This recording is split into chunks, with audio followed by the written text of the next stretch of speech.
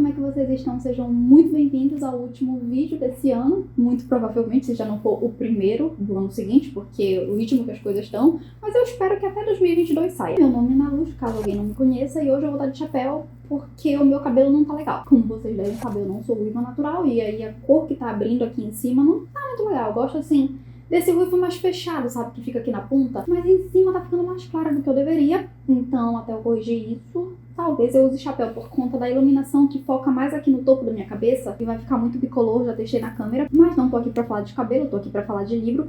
Então eu decidi fazer aquele vídeo que todo mundo tá fazendo, das melhores leituras do ano de 2022. E eu, assim, fazendo essa recapitulação, né, de 2022, eu percebi que eu não favoritei nenhum livro esse ano, que é uma coisa bem rara, porque eu sempre, pelo menos um favorito tem que sair, e eu achei estranho. Mas aí eu percebi que é porque o meu ano foi praticamente, assim, só releitura. Então nessa lista eu não vou colocar nenhuma releitura. Na verdade, pra não ficar de fora, né, pra não ser desigual, eu vou ranquear as minhas top releituras, né, meu top 3 de releituras, e depois eu vou mostrar do menos melhor para o mais melhor, se é que existe isso, enfim, as melhores leituras. Então, o terceiro lugar de releitura é um clássico da minha infância, que pela primeira vez eu concluí de fato, porque eu nunca tinha ido até o final, então é Sakura. Sakura fez parte da minha infância desde quando eu era criança, que morava em outra cidade, e assim, esse é um favorito da vida? Não! Só é um favorito por motivos emocionais. Inclusive, pra ser sincero, eu acho que eu não recomendaria Sakura hoje em dia pra ninguém. Porque, assim, apesar de ser uma história muito legal, da Sakura ser uma garota adorável, todo, assim, o plot principal ser envolvente, eu acho que tem uma coisa que hoje me incomoda, que fica, assim, no plano de fundo, mas, assim, bem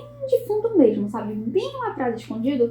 Tem uma coisa que na animação não fica tão legal, mas ainda assim é mais sutil, e aqui é um pouco mais explícito, que é alguns relacionamentos com uma diferença muito grande de idade. Tipo, muito grande mesmo. Então, por isso, hoje eu não recomendaria, mas é claro que tem um valor emotivo pra mim muito forte, até porque isso não é o forte principal da trama, né? Tem toda a história da garota que encontra cartas mágicas e descobre que tem poderes. Essa história de magia sempre me pegou desde criança, então fica aqui um top 3. Eu sinto que eu tô falando mais rápido do que eu normalmente falo, vou tentar controlar isso, é porque eu acho que é muito livro, aí deu uma agonia. Então o segundo lugar fica com Memórias Póstumas de Brás Cubas, e assim, eu gosto muito desse livro porque, bom, é realismo, né? E eu gosto muito porque o Brás Cubas, ele é um personagem todo errado, ele tá sempre errado, mas você sempre fica curioso pra saber o que vai acontecer, às vezes você até torce pra ele. Não de início, assim, ele criança, eu não gostava dele de fato.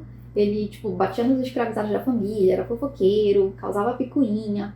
Quando ele ficou adolescente, ele começou a roubar o pai, sabe, pra dar dinheiro pra mulher que ele gostava. Enfim, ele é todo errado, mas ele adulto, principalmente, você fica querendo saber até as coisas erradas que ele tá fazendo, você torce, né, porque você quer ver pra onde a história vai. E o primeiro é o livro que eu estou lendo nesse momento, faltam, tipo, umas 5 páginas pra acabar. E Harry Potter, né? A nossa Glória Pérez do Reino Unido, né? A gente não pode, a essa altura do campeonato, deixar de mencionar a problemática da autora, que tem posturas transfóbicas. Ela se aliou a um grupo radical do feminismo que ignora, né, o grupo trans, e a gente sabe que, enfim, é complicado. Quero só dizer que eu não apoio isso, tá? Não concordo.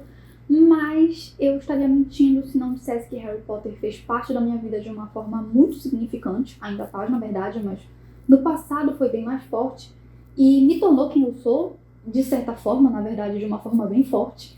Então, eu estaria mentindo, tá? Se eu não assumisse isso. Entendo quem não gostou de Harry Potter de cara. O primeiro livro é muito bom, tá? É muito bom. Mas eu acho que ele é mais, assim, tem esse quê magiquinho, assim, de magia, quando você é criança. Quando você é adulto, você acha um livro ok, né? Continua no meu coração, continua um favorito. Mas esse daqui é isso. Primeiro lugar. Mas então, bora lá, meu top, fiz top 10, tá? Fiz um top 10 de leituras. Então, o 10º lugar fica com o Bebê de Rosemary. Não estranhe essa classificação, na verdade, não estranhe os 2 primeiros livros que eu vou falar aqui. Porque assim, quem conhece a história sabe o caminho, né? Sabe o que é esse bebê. Não pretendo dar spoilers sobre o que é o bebê, enfim. Só que eu gostei muito porque, além do que fantasioso, que vai para um caminho que algumas pessoas mais religiosas provavelmente não vão gostar, só que o que me pega aqui nesse livro é o quanto a Rosemary, que obviamente está grávida, né, é o bebê dela, ela é invalidada a todo momento, porque ela está tendo uma gravidez difícil, uma gravidez incomum, e a todo momento, além da questão hormonal que ela deve estar passando, as pessoas silenciam o que ela está sentindo. Então, toda vez que ela sente dor, as pessoas dizem que é normal, que ela sabe, só o corpo dela está sentindo aquilo, mas as pessoas estão minimizando para contornar uma situação que, na verdade, é uma gravidez toda errada e ela não sabe disso.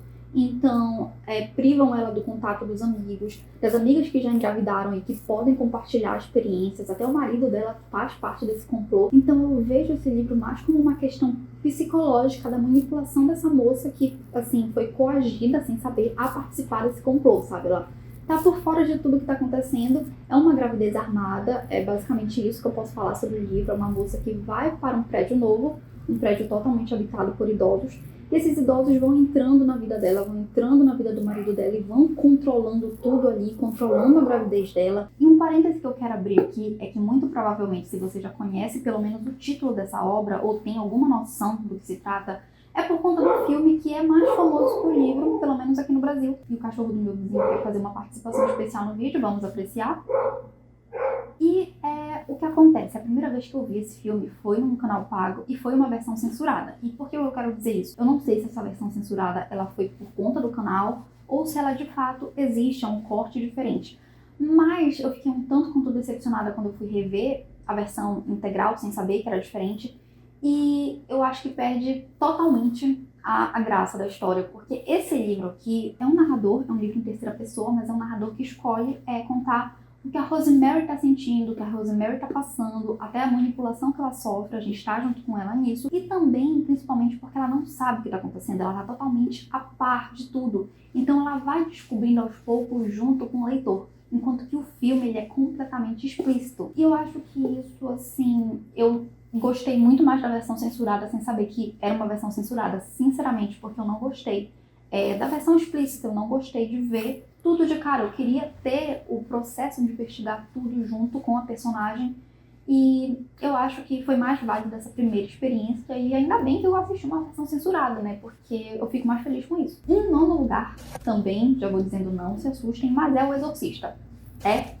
São os únicos livros mais, assim, estranhos, tá, dessa lista, mas, cara, é muito bom, é muito bom. É uma leitura muito fluida, sabe? É um livro com muito diálogo. E provavelmente você também já deve saber um pouquinho sobre o que se trata, né? Mas vou falar. A gente acompanha aqui a história de uma moça, que ela é uma atriz bem estabelecida. Ela é divorciada e ela tem uma filha por volta de 11 anos, tá? 11, 12 anos. E essa filha começa a ter atitudes estranhas, coisas começam a acontecer com essa menina, né? Até que a situação ela vai evoluindo a ponto de talvez não ser uma doença, né? Talvez ser uma coisa mais espiritual. Enfim, o título já entrega um pouquinho que pode ser. Mas o que me pega mais nesse livro não é essa trama toda, é o processo de ir atrás de uma ajuda. Porque a moça, a mãe no caso, ela é ateia, mas em determinado momento ela fica tão desesperada que ela vai atrás da ajuda de um padre, que também é um psiquiatra. E aí é que entra a parte mais interessante pra mim, porque esse padre / psiquiatra, além dele ser mutuamente um homem da ciência e um homem da fé, ele está passando por um momento de provação muito grande. Então ele está num processo de culpa, num processo de perda, de luto. Então ele está muito fragilizado, ele está com a religião dele à prova. E assim, ele é um padre, né? Tipo, a pessoa que mais deveria estar com isso em dia, né? Então quando essa mãe desesperada pede ajuda dele, então ele fica nessa investigação para tentar entender se é um caso de religião, se é um caso psiquiátrico. Além do que, ele é muito cético. Tem vezes que, assim, eu sou bem cética, mas eu ficava, meu Deus, homem, presta atenção, tá na cara que é um demônio. Porque ele que era um padre, não queria assumir isso. Mas, assim, é como eu falei, tanto O Exorcista quanto O Bebê de Rosemary, o que me pega não é a ficção por trás, a coisa endemoniada e tal, é a questão psicológica por trás desses personagens. Essa mulher que é silenciada, tendo a maior dor do mundo e num processo extremamente solitário, dentro da gravidez, que já é uma coisa complicada, e esse homem que perdeu tudo, que supostamente ele deveria iluminar a família, né, com a fé dele. Então, o processo psicológico desses personagens, toda essa dimensão, é o que de fato me chama a atenção nessas obras. Então, eu juro que quando eu separei essa lista, eu não estava pensando numa temática religiosa, eu juro pra vocês.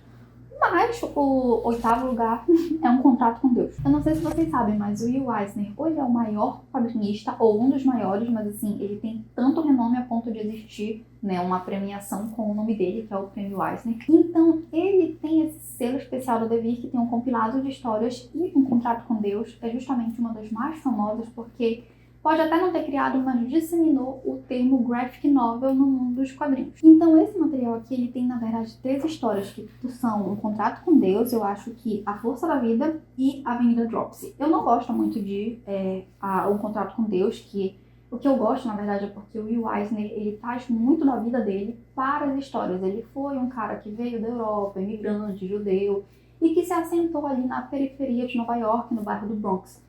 Então as histórias dele sempre são no bairro do Bronx e no Cortiço, que era a realidade que ele vivia.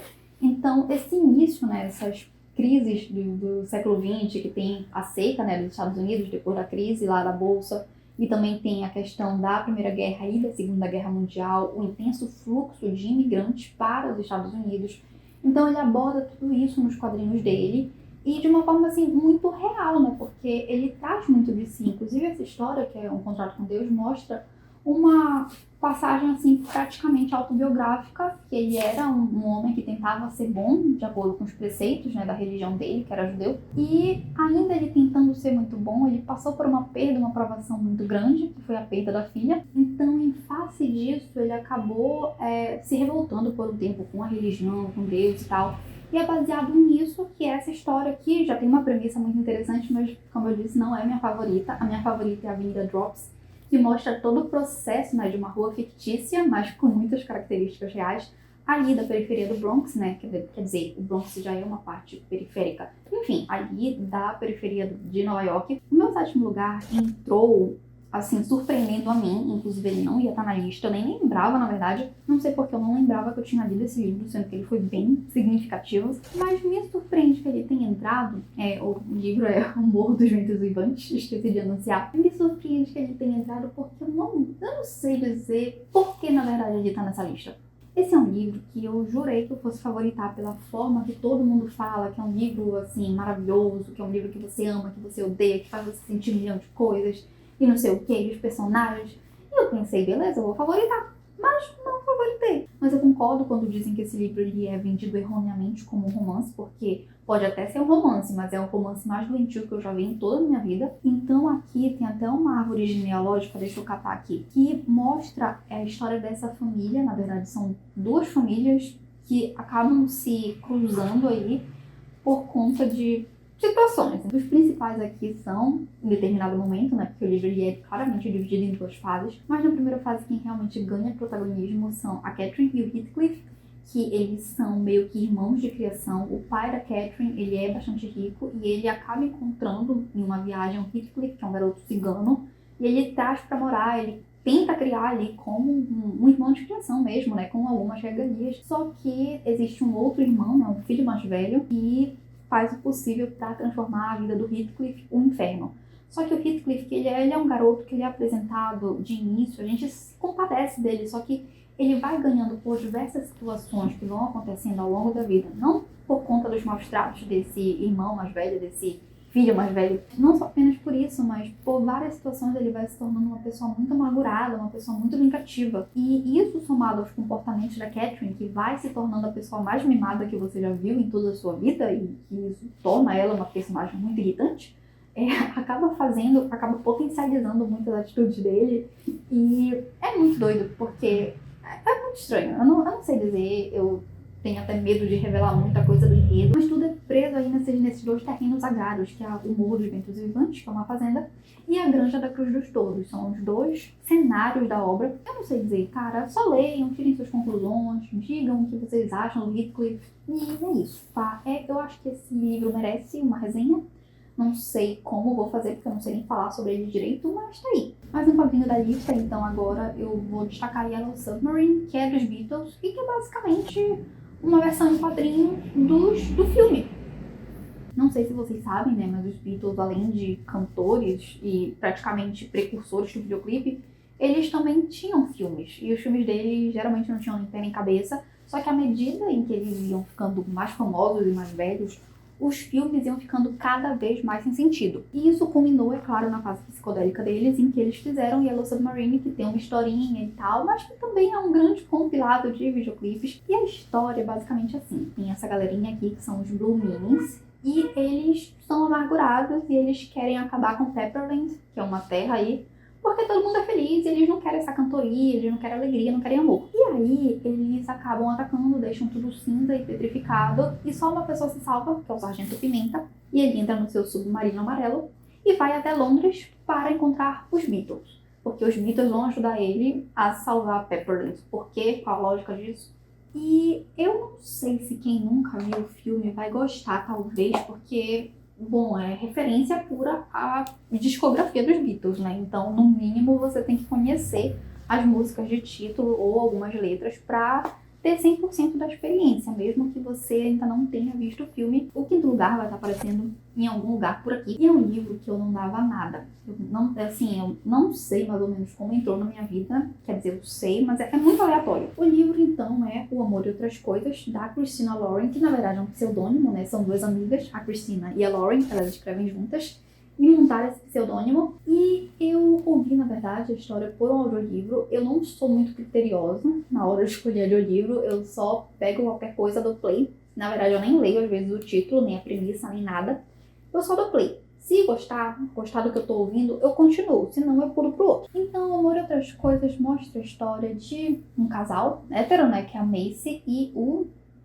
Cara, eu não vou lembrar o nome do rapaz. A gente começa o livro com eles dois se encontrando depois de 9 anos sem se falar, né? Um sumiu da vida do outro e a gente descobre que aconteceu alguma coisa que não é revelada de cara para esses dois terem se separado. Então a gente vê de cara esses dois se reencontrando, só que tem o porém de que nem um garoto, né? O rapaz agora adulto entende muito bem por que ela sumiu da vida dele. Então, assim, se você é fuxiqueiro, muito provavelmente você vai ficar curioso pra saber o que acontece. E foi o que aconteceu comigo, não vou mentir. E depois desse encontro, né, a história ela é contada entremeando passado e presente. Então a gente vai vendo como esse casal se conheceu quando eles ainda eram crianças, que eles viraram melhores amigos. Mas é uma história, assim, muito gostosinha, sabe? Você vai torcendo pra eles desde o início, mas ao mesmo tempo você fica curioso pra saber pra onde a história tá levando a gente. E eu gostei muito, de fato, eu torci desde o início pra esse casal. E eu não sou uma pessoa leitora de romance, então isso pra mim foi novo, tá? Eu tava ouvindo um audiolivro, que já é uma coisa, né, que eu não me concentro tão bem. E tá torcendo pelo casal, então assim, foi totalmente novo. E eu juro pra vocês que, apesar desse livro não ser tão famoso, eu nunca vi uma pessoa falando mal desse livro. Todo mundo que lê esse livro fala bem. Então eu sugiro aí, fica aí uma forte recomendação. Para o quarto lugar, eu coloquei também um romance, surpreendendo a todo mundo, mas esse é um livro que eu acho que ele só calhou de estar no lugar certo na hora certa pra mim. Eu tinha acabado de ler um livro pra fazer uma publi, né, com uma editora que era parceira, só que eu não gostei, então foi um livro que eu tentei levar até onde deu, que eu tentei empurrei com a barriga, acabei não fazendo a publi por motivos óbvios, né, entrei em contato, expliquei.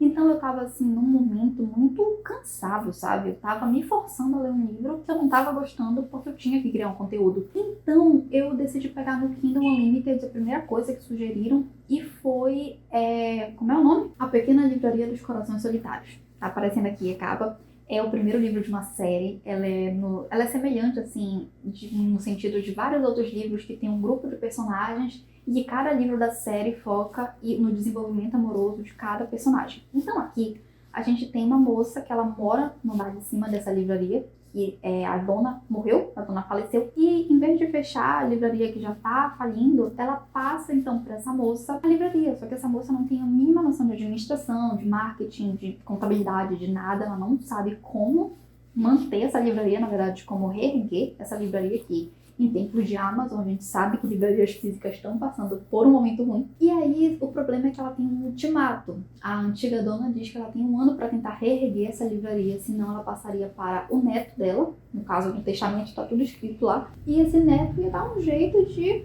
fazer alguma coisa, não necessariamente manter a livraria, mas fazer alguma coisa lucrativa com aquilo. E aí tem o problema de que a mocinha que herdou odeia o neto, né? Então a gente tem aquele trope de enemies to lovers, que são pessoas que se odeiam e que vão se apaixonar. E é um clichê, tá? Você já sabe o que vai acontecer desde a primeira página. E assim, tem até uns momentos meio de fanfic, porque a menina é metida escritora. É um clichê, é bobinha a história, mas não é nada extraordinário. Por que tá nessa lista? Eu só, assim, na verdade eu sei, é porque foi a leitura leve que eu precisei naquele momento específico da minha vida, que eu tava saturada, que eu tava empurrando um livro com a barriga, então foi uma leitura assim tão gracinha de fazer naquele momento, que pra mim isso vale, sabe? Porque tem isso, a nossa experiência também influencia muito se a gente vai gostar ou não da história, além da narrativa em si e de tudo mais. Aliás, prova disso é que esse livro que ficou em terceiro lugar, eu abandonei em 2020, e aí eu li esse ano e amei, aqui em terceiro lugar. E pra quem não sabe, ainda não conhece essa capa, que é mais famosa que A Noite de Paris, esse livro é Mulherzinhas, que tem uma adaptação, na verdade tem várias, né, mas a mais famosa atualmente é a de 2019. Então aqui a gente tem uma história, a gente tem um grupo de irmãs, todas elas têm as suas peculiaridades, né? Tem a mais vaidosa, tem que gosta de escrever, tem que gosta de dançar e tal, não sei o que, cantar, pintar. Tô inventando características porque nada me veio agora. Mas, então a gente tem esse grupo de irmãs em idades diferentes, com comportamentos completamente diferentes, e elas são colocadas em provação a cada capítulo, porque esse livro ele segue aquele formato de antigamente, que é meio de folhetim, né? Eu não sei se foi publicado de fato nesse formato, originalmente, mas então cada capítulo tem uma narrativa própria e junta tudo e forma um livro. Então aqui a gente tem essas irmãs que elas estão numa situação muito difícil financeiramente, também de família, porque o livro se passa durante a Guerra da Secessão, mas não é a história de quem foi pra guerra, é a história de quem ficou, essas filhas junto com a mãe. Então elas estão passando por um momento muito difícil psicologicamente e financeiramente também. E a gente vê elas contornando, né, todas essas dificuldades, convivendo com um menino muito rico, que ajuda também, né, o Laurie é o contraponto, ele é muito rico, mas muitas vezes ele é infeliz porque ele é solitário, filho único, enquanto que elas são pobres, mas elas estão sempre tentando ser alegres o tempo todo, é bem bonito, na verdade, a relação, assim, que essas duas famílias criam, né? O Laurie e a família dele com a família das meninas, mas também as meninas entre si, com a mãe delas. É um livro que algumas coisas é datado, mas que ao mesmo tempo eu acho que ele é muito diferente do que eu esperava para um livro do século XIX. Prova disso é que é um livro, na verdade, de caráter autobiográfico também, assim como Um Contrato com Deus, porque a Jo, que é a personagem principal das filhas, ela tem uns padrões fora do que uma moça normalmente ia querer ter. Primeiro porque ela é muito baseada na própria autora, né, que é a Louisa May Alcott, e ela queria ser uma escritora, o que nunca foi. Hoje já é mais ok, mas no passado nunca foi uma profissão muito bem quista para mulheres, porque elas tinham que escrever sob pseudônimo, geralmente, né, porque só os livros de homem que eram lidos. E também tinha a questão de que existe uma negação aos padrões de gênero no século XIX que me pega, sabe? Porque a Jo, ela não se conforma com a forma de se vestir feminina, a forma de se comportar feminina, o que se espera de uma mulher que quer casar, ter filhos, ela quer viajar o mundo, ela quer ter a própria renda. Então isso é muito diferente do que eu esperava e eu gosto muito disso. Esse livro aqui, assim como vários outros, né, aqui no Brasil pelo menos, tem o segundo livro também, que é Boas Esposas. Eu confesso que eu não amo Boas Esposas, eu não gosto tanto, mas eu gosto, tá? Mas o meu xolozinho mesmo é essa primeira pela questão das meninas, assim, a jovialidade delas é muito bonitinha. O segundo lugar eu vou carregar aqui. Quem viu, viu. Quem não viu, não vai mais ver, porque ele é gigante e eu não vou ficar segurando. E eu tô falando de Os Miseráveis, do Victor Hugo. E agora eu vou baixar esse livro. O que acontece? Esse é um livro que eu acho que o que deixou ele tão famoso foi a adaptação da Broadway, né? Que acabou fazendo com que mais pessoas fossem buscar o livro. Mas além disso, o Victor Hugo, ele escreveu esse livro, que ele é um livro romântico, mas escrito fora do romantismo. O romantismo já não era a escola literária da moda, mas o Victor Hugo foi lá e quis escrever uma obra sobre o povo francês, né? Os Miseráveis, na verdade, são o povo francês. Mas além disso, ele também é metido a historiador, né? Historiador no sentido não de pesquisar, de lidar com as fontes, mas de tentar contar ali a história da França. Algumas inverdades, né? Ele se dá essa liberdade poética de errar algumas coisinhas, né? A gente está falando de uma ficção histórica e ele fala muito sobre o período pós-napoleônico. Então, esse livro ele tem algumas coisas que ele demora muito falando. Ele fala dos bueiros, ele fala do esgoto, ele fala da cidade. Ele passa mais de 100 páginas falando sobre a Batalha de Waterloo. E ainda assim, esse livro é maravilhoso, entende? Tem parte que eu não aguentava mais ler, mas quando chegou no final eu fiquei, meu Deus, é 5 estrelas, não tem como dar menos de 5 estrelas pra esse livro. É um livro que em partes eu me arrastei lendo e em partes eu tava amando ler. É uma experiência pra você ver se dá certo pra você, mas eu recomendo muito que um dia na sua vida você tente, porque eu acho que vale a pena. Eu não contei a história de Os Miseráveis, mas eu acho que, sei lá, a gente acompanha, de modo geral, esse ex-presidiário, esse ex-condenado que é solto, ele é liberto, mas ele não consegue se reerguer na vida porque nessa época, principalmente o sistema penal, o jurídico da França, ele era muito severo. Então, ele foi preso por roubar pães para dar para os sobrinhos comerem. E ele passou anos e anos, até porque ele tentava fugir, né? Então a pena dele aumentava. Então, acaba que quando ele saiu como um ex-condenado, como se ele tivesse cometido um assassinato, sabe? Porque não tinha uma diferenciação, então ninguém queria acolhê-lo, até que em algum momento um padre o acolheu, mudou a vida dele, né? Porque ele estava inclinado a ser um criminoso por conta das oportunidades que estavam sendo tiradas dele, né? Então ele ia seguir por esse caminho. Só que a vida dele dá uma virada de chave, nisso ele passa a querer ajudar muitas pessoas. E é aí que a história entra, entendeu? Eu acho que é uma experiência válida. Em algum momento da sua vida dê uma chance para Os Miseráveis, é só isso que eu digo. E boa sorte! E o primeiro lugar é o livro de não ficção dessa lista, que é Quarto de Despejo, que eu não vou falar muito porque já ganhei uma resenha, né, totalmente sobre esse livro, mas esse é um livro que todo mundo tem que ler na vida. Pelo menos uma vez, todo mundo tem que ler. Independente de classe, cor, gênero, né, qualquer coisa, todo mundo tem que ler. E não só pessoas brasileiras, mas de fora também, porque é um retrato do Brasil, independente da época, apesar de ser escrito, né, na passagem dos anos 50, 60. Então a gente tem um retrato de uma mulher negra, que é mãe solteira, no caso, né, mãe solo, e que precisa dar sustento para os filhos e para si mesma. Então ela é catadora de lixo, ela faz o possível para conseguir dar uma vida para essas crianças, e ela mostra o retrato da favela, o retrato de onde ela mora, e é basicamente isso. E é interessante ver o quão ela sabia que o estudo dela, apesar de só ser até a segunda série, seria muito importante, porque ela tentava escrever a obra dela e publicar. Ela sempre tinha em mente que ela ia publicar esse livro em algum lugar. Então, é muito bacana ver a persistência dela. Óbvio que é um livro, assim, que às vezes é um soco no estômago, né? Mas até nisso, a escrita dela é uma forma tão fluida, por ser um diário, que mostra de uma forma crua, né? Uma forma bem direta. Ao mesmo tempo, mostra como é o dia a dia, né? Tem dias que vai ser muito difícil, que a fome vai doer para ela. E no outro dia, ela escreve com a maior naturalidade coisas banais do dia a dia. Então, são dias de luta, dias de glória, né? Na verdade, não são dias de glória, são dias de luta e dias de menos luta. Mas é isso, e é interessante porque, apesar de ser um retrato de uma época, é uma permanência no Brasil. E também mostra pra gente que, mesmo sendo uma autora publicada, uma autora negra publicada, falando dos retratos da favela dela, ainda assim, ela, tendo esse destaque, ela não saiu, ela conseguiu sair da favela, mas ela não conseguiu sair da pobreza. Ela voltou a ser catadora de lixo, inclusive depois de publicada, porque não queriam dar emprego para ela. Eu indico para absolutamente todo mundo, tá? É diferente dos Miseráveis que, um dia lê na sua vida. Não, isso daqui pegue, leia. Agora. Compre agora e leia.